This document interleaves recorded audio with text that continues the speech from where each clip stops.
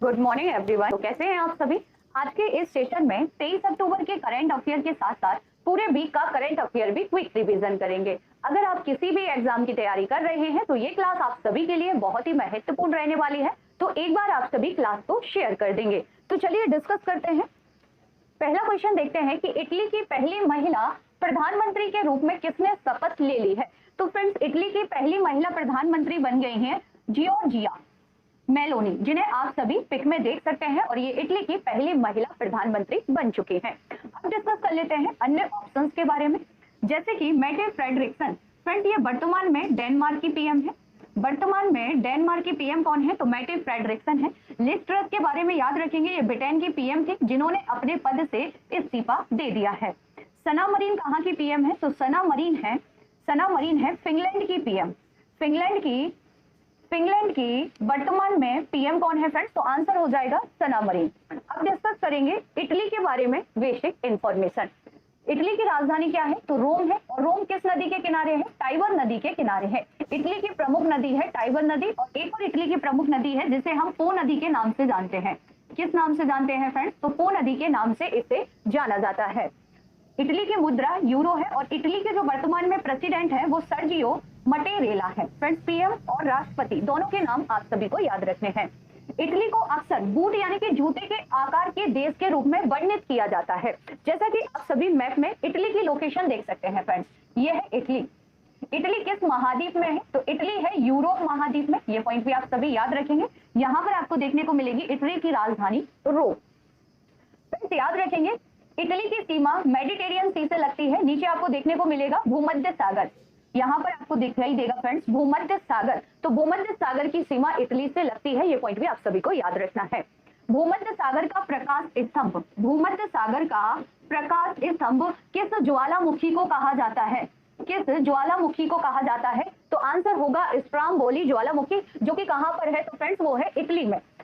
Italy के कुछ प्रमुख ज्वालामुखी हैं, जिसमें पहला याद रखेंगे स्ट्राम्बोली ज्वालामुखी जो कि सक्रिय ज्वालामुखी है। दूसरा याद रखेंगे माउंट एटना यूरोप का सबसे बड़ा सक्रिय ज्वालामुखी है, और ये कहां पर है, तो ये भी है इटली में। थर्ड याद रखेंगे विसुवियस, जिसने प्राचीन शहर पोम्पई को राख के ढेर में दफना दिया था। फ्रेंड्स, विसुवियस भी कहां पर है, तो ये भी इटली में है। तो इटली के 3 ज्वालामुखी आप सभी को याद रखने हैं, जो कि अक्सर एग्जाम में पूछ लिए जाते हैं। नेक्स्ट क्वेश्चन है कि किस राज्य सरकार द्वारा गिद्ध संरक्षण के लिए एक पैनल बनाया गया है। फ्रेंड्स, तो गिद्धों के संरक्षण के लिए जो पैनल गठित किया गया है वो तमिलनाडु सरकार के द्वारा बनाया गया है। डिस्कस करेंगे इस पैनल के बारे में। तो फ्रेंड्स, 10 सदस्यीय समिति का नेतृत्व प्रधान मुख्य वन संरक्षक और वन्य जीव वार्डन के द्वारा किया जाएगा। फ्रेंड्स, सदस्यों में गैर सरकारी संगठनों के प्रतिनिधि शामिल होंगे। पैनल किसके द्वारा बनाया गया है, तमिलनाडु। ये पॉइंट आप सभी को याद रखना है। फ्रेंड्स, समिति का जो कार्यकाल होगा वो 2 साल के लिए होगा, और यह मौजूदा गिद्ध स्थलों के संरक्षण, निगरानी और राज्य भर में गिद्धों की आबादी के मानचित्रण के लिए सुरक्षित क्षेत्र बनाने के लिए भी कदम उठाएगी। आगे डिस्कस करेंगे कि आखिर गिद्धों की संख्या में तेजी से गिरावट आने का जो मुख्य कारण है वो क्या है। तो फ्रेंड्स, गिद्धों की संख्या में काफी तेजी से जो गिरावट आई थी ना, उसका प्रमुख कारण था जानवरों को दी जाने वाली दर्द निवारक। इस दवाई का आप सभी नाम याद रखेंगे। ये जानवरों को दर्द निवारक रूप में दी जाती थी, जिसका नाम है डिक्लोफेनेक। फ्रेंड्स, इससे क्या होता है, जब कोई जानवर मर जाता है और उसे गिद्ध खा लेता है, तो उससे क्या होता है कि गिद्ध की जो किडनी होती है वो प्रभावित हो जाती है, और जिससे गिद्धों की मृत्यु हो जाती है ना। तो गिद्धों के संरक्षण के लिए तमिलनाडु ने यह पैनल गठित किया है। तमिलनाडु में गिद्धों की 4 प्रजातियां पाई जाती हैं, जिसमें सफेद दुम वाले गिद्ध हैं, लंबी चोंच वाले गिद्ध भी आपको तमिलनाडु में देखने को मिल जाएंगे, एशियाई राजा गिद्ध भी तमिलनाडु में देखने को मिलेगा, और मिस्र गिद्ध भी आपको तमिलनाडु में देखने को मिल जाएगा। नेक्स्ट क्वेश्चन है कि बिजनेस इनेबलिंग एनवायरमेंट रिपोर्ट कौन शुरू करेगा। तो फ्रेंड्स, ये रिपोर्ट शुरू की जाएगी विश्व बैंक के द्वारा। आप सभी को ज्ञात होगा ease of doing business report, जो कि विश्व बैंक जारी करता था, जिसे विश्व बैंक ने हाल ही में बंद कर दिया था। फ्रेंड्स, उसी के स्थान पर बिजनेस इनेबलिंग एनवायरमेंट रिपोर्ट जारी की जाएगी विश्व बैंक के द्वारा। फ्रेंड्स, यह रिपोर्ट कब प्रकाशित की जाएगी, तो 2024 में यह रिपोर्ट प्रकाशित की जाएगी, जो कि किसके स्थान पर, तो ease of doing business report के स्थान पर, जिसे विश्व बैंक जारी करता था। विश्व बैंक के द्वारा अन्य कौन सी रिपोर्ट है जो प्रकाशित की जाती है, तो याद रखेंगे विश्व विकास रिपोर्ट और वैश्विक आर्थिक संभावना रिपोर्ट, ये दोनों रिपोर्ट भी विश्व बैंक जारी करता है। आगे डिस्कस कर लेते हैं विश्व बैंक के बारे में। तो विश्व बैंक की स्थापना 1944 में की गई थी। विश्व बैंक का जो मुख्यालय यानी कि हेडक्वार्टर वंशिंगटन डीसी में है। वर्तमान में अध्यक्ष डेविड मालपास है। विश्व बैंक के मुख्य अर्थशास्त्री के रूप में किसे नियुक्त किया गया है? इंदरमीत गिल को। इंदरमीत गिल को विश्व बैंक के मुख्य अर्थशास्त्री के तौर पर नियुक्त किया गया है। विश्व बैंक का उद्देश्य क्या है? तो सदस्य राष्ट्रों को पुनर्निर्माण और विकास के कार्यों में आर्थिक सहायता देना है। फ्रेंड्स, महत्वपूर्ण है इसमें मुख्यालय, जिसके बारे में आप सभी को याद रखना है। अगला क्वेश्चन है कि पहली खेलो इंडिया महिला जूडो नेशनल लीग किस शहर में आयोजित की जा रही है? तो फ्रेंड्स, ये पहली खेलो इंडिया महिला जूडो नेशनल लीग है जिसका आयोजन किया जा रहा है नई दिल्ली में। कहां पर ये आयोजित की जा रही है? तो नई दिल्ली में इंदिरा गांधी स्टेडियम में इसका आयोजन हो रहा है, जो कि 20 से 23 अक्टूबर तक आयोजित की जाएगी। फ्रेंड्स, लीग का आयोजन जूडो फेडरेशन ऑफ इंडिया और खेल विभाग, युवा मामलों और खेल मंत्रालय द्वारा इसे आयोजित किया जा रहा है। नेक्स्ट क्वेश्चन है कि भारत ने अग्नि प्राइम या अग्नि पी बैलिस्टिक मिसाइल का सफलतापूर्वक परीक्षण कहां से किया है? तो फ्रेंड्स, इस मिसाइल का सफल परीक्षण किया गया है उड़ीसा के चांदीपुर प्रक्षेपण केंद्र से। मिसाइल को कौन विकसित कर रहा है? मिसाइल को कौन विकसित कर रहा है, कौन बना रहा है? तो डीआरडीओ के द्वारा इस मिसाइल को बनाया जा रहा है। डीआरडीओ की स्थापना कब हुई थी? 1958 में। डीआरडीओ का मुख्यालय नई दिल्ली में है और डीआरडीओ के वर्तमान में प्रमुख कौन है? समीर वी कामत। समीर वी कामत। तो डीआरडीओ के द्वारा यह मिसाइल बनाई जा रही है जिसका हाल ही में परीक्षण किया गया है। और फ्रेंड्स, ये जो मिसाइल है इसका ये तीसरा परीक्षण है। इसके 2 परीक्षण पहले भी हो चुके हैं। 2 चरणों वाली यह मिसाइल है जिसे रेल या सड़क से भी लॉन्च किया जा सकता है। ये इस मिसाइल की खासियत है। अगला सवाल है कि संयुक्त राज्य अमेरिका के किस शहर ने वर्ष 2023 से दिवाली पर पब्लिक स्कूल हॉलीडे की घोषणा की है? तो फ्रेंड्स, दिवाली पर 2023 से पब्लिक हॉलीडे की जो घोषणा की गई है वो न्यूयॉर्क के द्वारा की गई है। किसके द्वारा? न्यूयॉर्क के द्वारा। न्यूयॉर्क से आप सभी याद रखेंगे 3 पॉइंट। पहला पॉइंट याद रखेंगे, न्यूयॉर्क किस नदी के किनारे है? हडसन नदी के किनारे। किस नदी के किनारे है? हडसन नदी के किनारे है। दूसरा पॉइंट आप सभी याद रखेंगे, यूनिसेफ और संयुक्त राष्ट्र का मुख्यालय कहां पर है? फ्रेंड्स, तो इन दोनों का जो मुख्यालय है वो है न्यूयॉर्क में। आगे बढ़ते हैं। गिनीज वर्ल्ड रिकॉर्ड ने आधिकारिक तौर पर किस दिन को सप्ताह का सबसे खराब दिन घोषित किया है? तो फ्रेंड्स, सप्ताह का सबसे खराब दिन घोषित किया गया है गिनीज वर्ल्ड ऑफ रिकॉर्ड के द्वारा सोमवार को।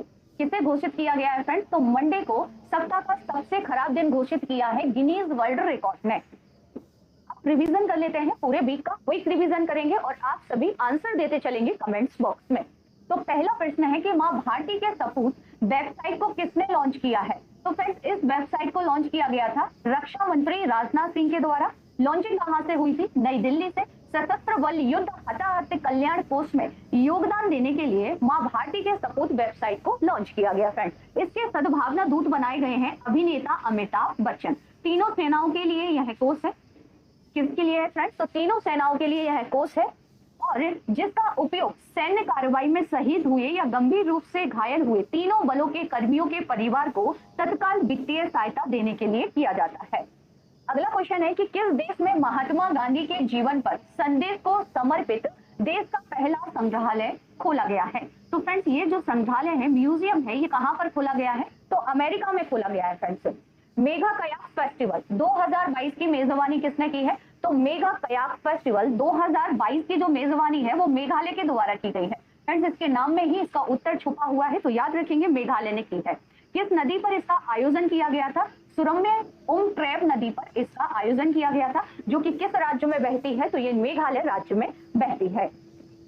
अगला सवाल है कि किस देश के सिविल सेवकों के लिए 53वें क्षमता निर्माण कार्यक्रम का उद्घाटन राष्ट्रीय सुशासन केंद्र मसूरी उत्तराखंड में किया गया है? तो बांग्लादेश के सिविल सेवकों के लिए, यानी कि राइट आंसर होगा ऑप्शन ए। नेक्स्ट क्वेश्चन है कि प्रधानमंत्री नरेंद्र मोदी जी ने 16 अक्टूबर 2022 को देश के 75 जिलों में कितने डिजिटल बैंकिंग इकाइयों को समर्पित किया है? तो कुल 75 इकाइयों को समर्पित किया गया है। फ्रेंड्स, याद रखेंगे इसका उद्देश्य क्या है? तो वित्तीय समावेशन को मजबूत करना है। परियोजना में कितने बैंकों को शामिल किया गया है? तो 11 सार्वजनिक क्षेत्र की बैंकों को शामिल किया गया है, 12 निजी क्षेत्र के और 1 लघु बैंक को इसमें शामिल किया गया है।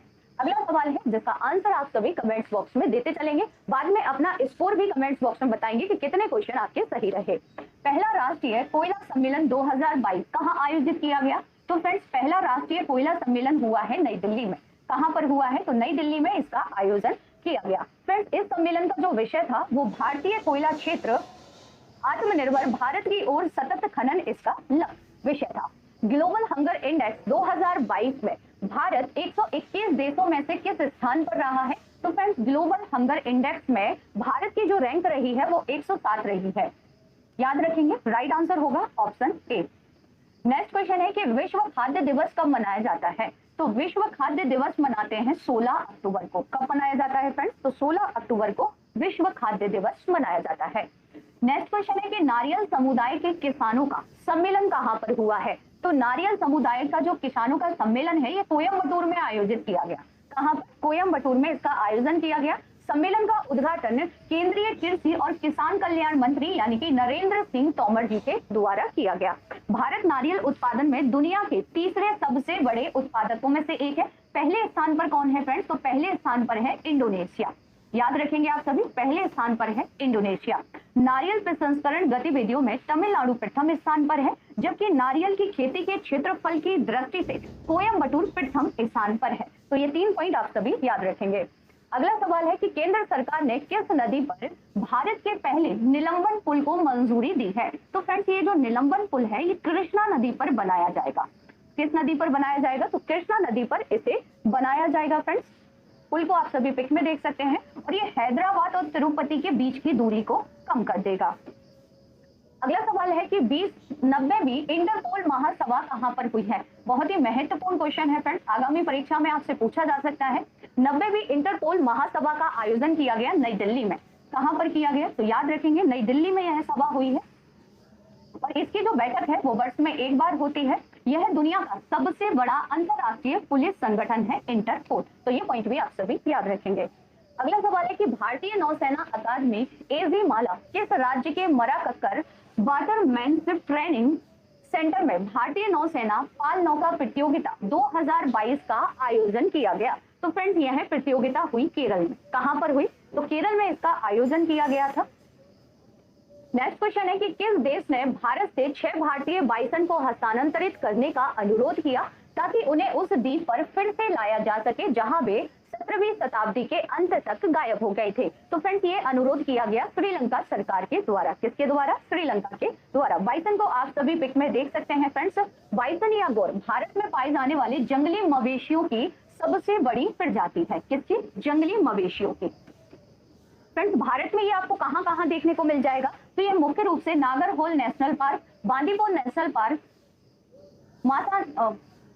मासी नागड़ी नेशनल पार्क और बिल्ली गिररंजना हिल्स में यहाँ आपको देखने को मिल जाएगा। साथ ही ये बर्मा और थाईलैंड, कहां पर फ्रेंड्स? तो बर्मा और थाईलैंड में भी ये पाए जाते हैं। अगला प्रश्न है कि हाल ही में जारी पब्लिक अफेयर्स इंडेक्स 2022 में कौन सा राज्य टॉप पर रहा है? तो फ्रेंड्स टॉप पर रहा है हरियाणा। अगर छोटे राज्यों में पूछा जाए तो छोटे राज्यों में शीर्ष पर रहा है सिक्किम। बड़े राज्यों में पूछे तो हरियाणा, छोटे राज्यों में अगर आपसे पूछे तो सिक्किम आंसर होगा। नेक्स्ट क्वेश्चन है कि मेडिकल की पढ़ाई हिंदी में शुरू करने वाला भारत का पहला राज्य कौन सा बन गया है? तो फ्रेंड्स मेडिकल की पढ़ाई हिंदी में शुरू करने वाला भारत का पहला राज्य बन गया है मध्य प्रदेश।